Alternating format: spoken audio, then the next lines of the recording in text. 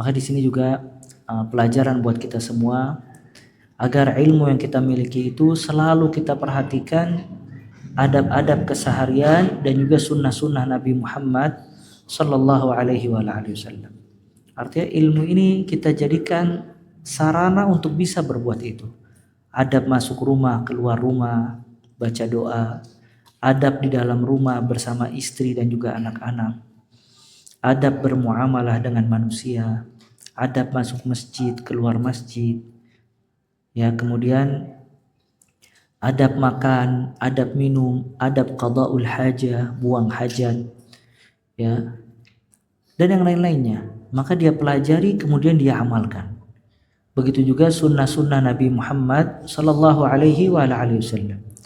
Sunnah di hari Jumat, ya, sunnah-sunnah di dalam sholat, ya. Makanya subhanallah, Allah Ta'ala berfirman di dalam Al-Quran, wa aqimus shalah, ya, bukan wasallu, tapi aqimus shalah, dirikanlah sholat.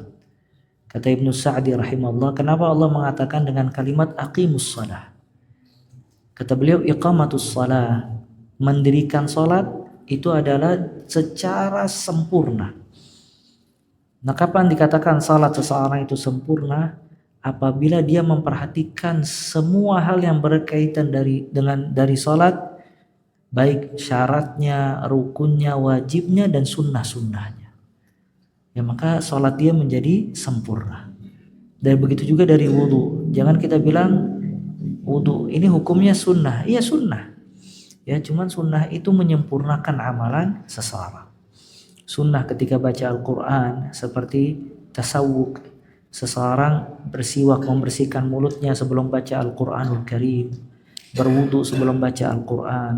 Al-Quran dia membacanya dalam keadaan fokus, khusyuk, dan yang lainnya.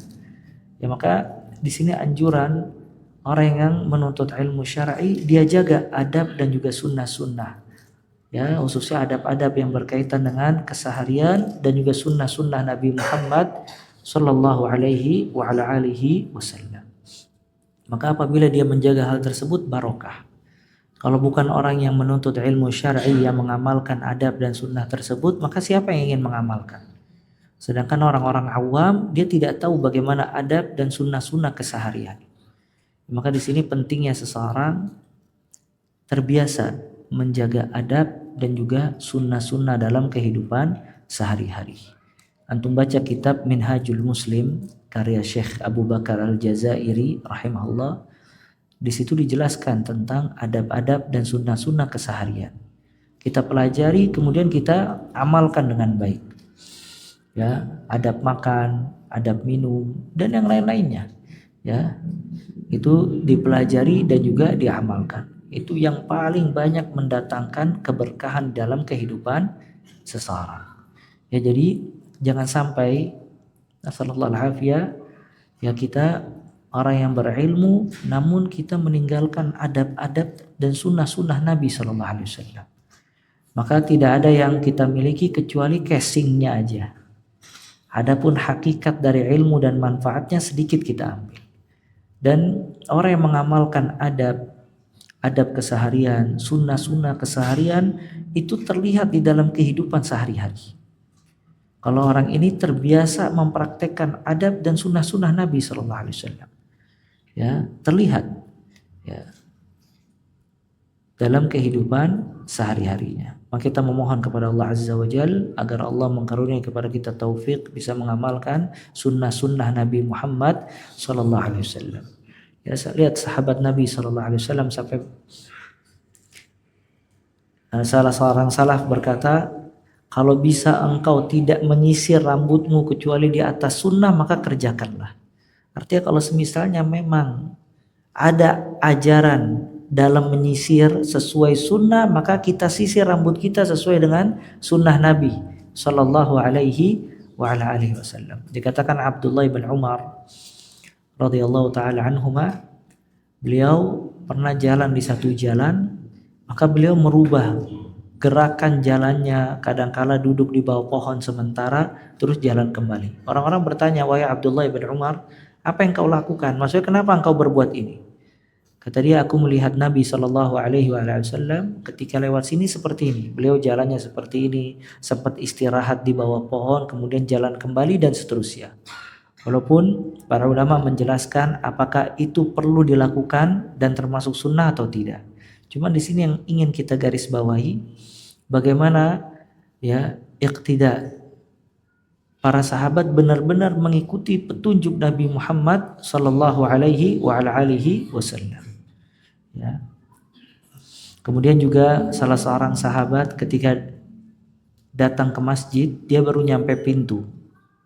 Ya, ada orang yang berselisih di hadapan Nabi Sallallahu Alaihi Wasallam di masjid.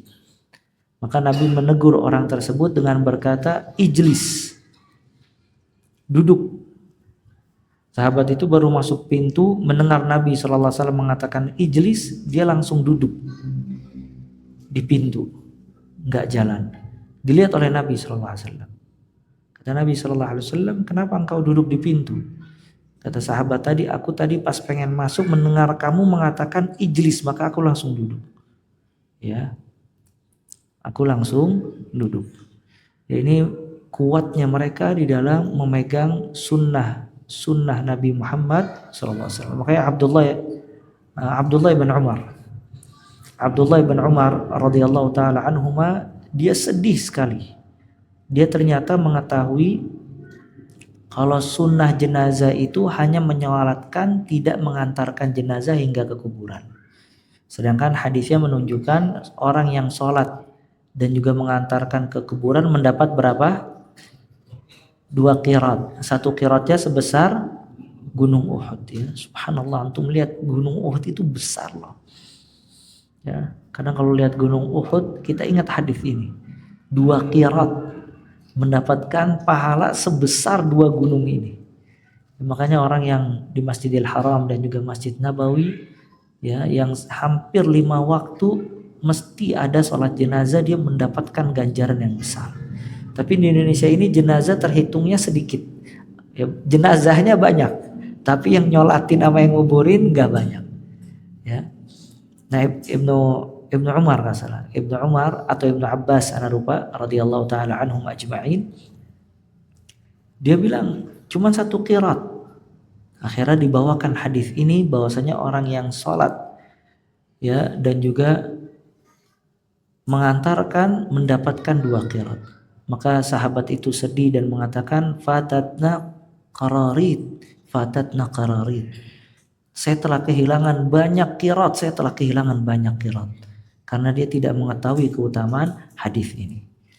Ya, luput darinya ya kebaikan. Walaupun itu sunnah, wajib apa sunnah? Ya, artinya fardu kifayah, kalau ada yang mengerjakan gugur bagi yang lain. Tapi seseorang tamak terhadap kebaikan, ingin mendapatkan semua hal dari kebaikan di dalam agama Islam ini. Maka ini nasihat yang bagus, ya, untuk menjaga adab dan juga sunnah-sunnah di dalam keseharian dan juga di dalam kehidupan kita. Kita tularkan manusia ini dengan adab-adab dan juga sunnah-sunnah yang diajarkan oleh Nabi Muhammad sallallahu alaihi wa ala alihi wasallam.